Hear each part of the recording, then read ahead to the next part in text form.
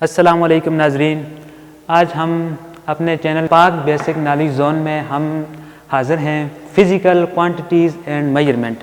یہ 9th class کی بک ہے فزکس کی، اور یہ اس کا پہلا یونٹ ہے۔ آج ہم اسی کے بارے میں کچھ چیزیں ہم شروع میں دیکھتے ہیں۔ تو آج ہم یہ 9th کلاس کی بک سٹارٹ کرنے جا رہے ہیں۔ تو اس میں سب سے پہلے جو فزیکل کوانٹیٹیز کیا ہوتی ہیں اینڈ میجرمنٹ، اور ساتھ میں میجرمنٹ کیا ہوتی ہیں، یہ چیزیں ہم اس سبق میں ڈیٹیل سے پڑھیں گے۔ اور ویسے یہ جو میجرمنٹ ہے، یہ چیز صرف فزکس میں ہی نہیں پڑھی اور سمجھی جاتی ہے، یہ چیز ہماری اس کے علاوہ ڈیلی لائف میں بھی پڑھی جاتی ہے۔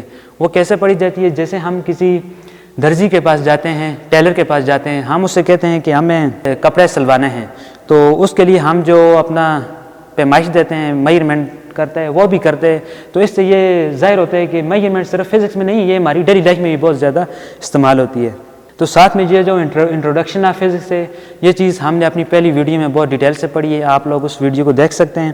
اس کے علاوہ ہم آج سب سے پہلے دیکھتے ہیں کہ mathematics the language of physics. یہ جو میتھمیٹکس ہوتے ہیں نا، یہ فزکس کی ایک قسم کی زبان ہے، اسے اسی لیے لینگویج آف فزکس کہا جاتا ہے، کیونکہ فزکس کے بہت سارے جو کنسیپٹ پہلے سائنٹسٹ نے پیش کیے، تو ان میں کچھ ایسے آئیڈیاز تھے جو انسان نہیں سمجھ سکتا تھا۔ ان کو سمجھنے کے لیے میتھمیٹکس کی ضرورت پڑی ہے، اور میتھمیٹیکل ایکسپریشنز اور میتھمیٹیکل سمبلز، میتھمیٹیکل ڈیجٹس، ان سے یہ فزکس کے جو آئیڈیاز ہیں یہ ان سے ڈسکرائب ہوتے ہیں۔ تو اس کے بعد فزکس اینڈ سائنس، فزکس اور سائنس کا آپس میں کیا تعلق ہے؟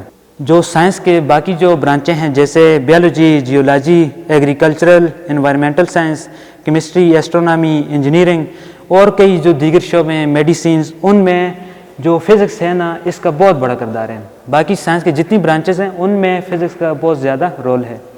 ساتھ میں آ جاتے ہیں فزکس اینڈ ٹیکنالوجی۔ فزکس اور ٹیکنالوجی میں ان کا آپس میں کیا تعلق ہے، یہ آپس میں کیسے ریلیٹ ہیں؟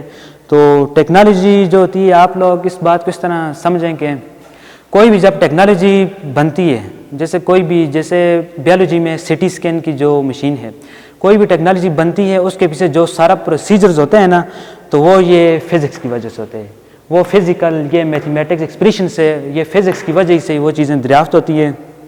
تو ٹیکنالوجی جو ہے یہ فزکس کے ساتھ کلوزلی ریلیٹڈ ہوتی ہے، ٹھیک ہے، کیونکہ ٹیکنالوجی جو ہوتی ہے، اس کے بننے کے پیچھے سارا جو ہاتھ ہوتے ہیں وہ فزکس کا ہوتے ہیں۔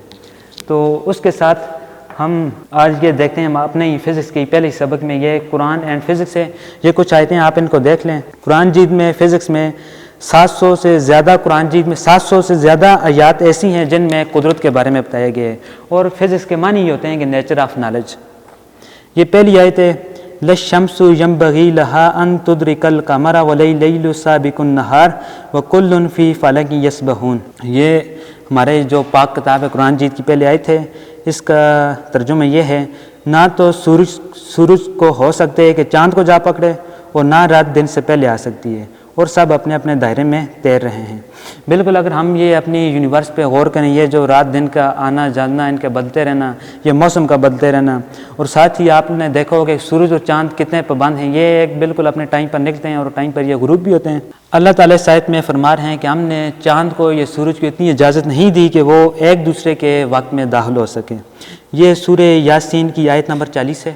یہ دوسری آیت ہے سورہ رحمان کی آیت نمبر 33 ہے۔ اس میں اللہ تعالیٰ فرماتے ہیں کہ اے گروہ جن و انس، اگر تمہیں قدرت ہو کہ آسمان اور زمین کے کناروں سے نکل جاؤ تو نکل جاؤ، اور زور کے سوا تو تم نکل نہیں سکتے۔ جن و انس سے مراد انسانیت کو کہا جاتا ہے، انسانوں کو کہا جاتا ہے۔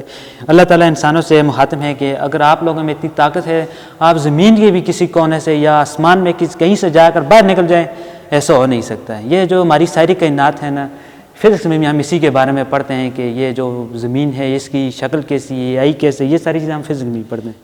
سورہ ملک کی تیسری آیت ہے، اللہ تعالیٰ بیان کرتے ہیں کہ اس نے 7 آسمان اوپر تلے بنائے، اے دیکھنے والے، رحمان کی آفرینش میں کوئی نقص دیکھتے ہیں؟ ذرا آنکھ اٹھا کر دیکھ، تجھ کو آسمان میں کوئی شگاف نظر آتا ہے؟ اللہ تعالیٰ کہتے ہیں کہ یہ جو آسمان ہے، آپ لوگ اوپر بھی دیکھ سکتے ہیں کہ آسمان میں آپ کو کہیں بھی کوئی پیدڑاڑ، کوئی شگاف نظر آتا ہے؟ کچھ بھی نہیں آتا ہے۔ یہ سب ہم فزکس تو چلیں بعد میں، یہ ہمیں تو ویسے بھی پتہ ہے کہ یہ جو فزکس ہے اور یہ جو زمین و کائنات ہیں، اس کا بنانے والا صرف ہمارا اللہ ہے۔ اور اللہ تعالیٰ نے اس میں جو چیزیں بنائی ہیں، یہ ان میں کیا کیا چیزیں استعمال ہوئی ہیں، یہ چیزیں ہم فزکس میں پڑھتے ہیں۔ یہ زمین و آسمان تو اللہ تعالیٰ نے بنائے ہیں، اب اس میں اللہ تعالیٰ نے ہماری غور و فکر کے لیے اس میں بہت ساری چیزیں ایسی ہیں جو ہماری جن میں ہم غور و فکر کے ذریعے ہم دیکھتے ہیں کہ جیسے سائنٹسٹ نے بھی دریافت مختلف قسم کی چیزیں کر دی ہیں، تو یہ مختلف چیزیں ہم فزکس میں ہی پڑھتے ہیں۔ اب اللہ تعالیٰ کہتے ہیں کہ اے لوگوں کیا تم نہیں دیکھتے، اے لوگوں تم غور نہیں کرتے، اے لوگوں تم فکر نہیں کرتے۔ اللہ تعالیٰ نے قرآن مجید میں فرما دیے کہ آپ نے اس زمین میں رہ کر اپنے ارد گرد ماحول کو، زمین کو، یہ زمین آسمان پہاڑ سمندر ان چیزوں کو دیکھنے ہیں، ان چیزوں کو دیکھنے کے لیے ہم جس چیز کا سہارا لیتے ہیں وہ فزکس ہے، تو فزکس میں ہم ان چیزوں کے بارے میں پڑھتے ہیں۔ تو آج کی ویڈیو میں ہم اتنا کافی ہے، تو اگلی ویڈیو میں کچھ مسلم سائنٹسٹ ہیں ان کے بارے میں پڑھیں، کچھ پاکستانی بھی سائنٹسٹ ہیں، تو ساتھ میں پھر اگلی ویڈیو میں دیکھیں گے۔ آج کی اس ویڈیو میں اتنا کافی ہے، تو ملتے ہیں نیکسٹ ویڈیو میں۔ اللہ حافظ۔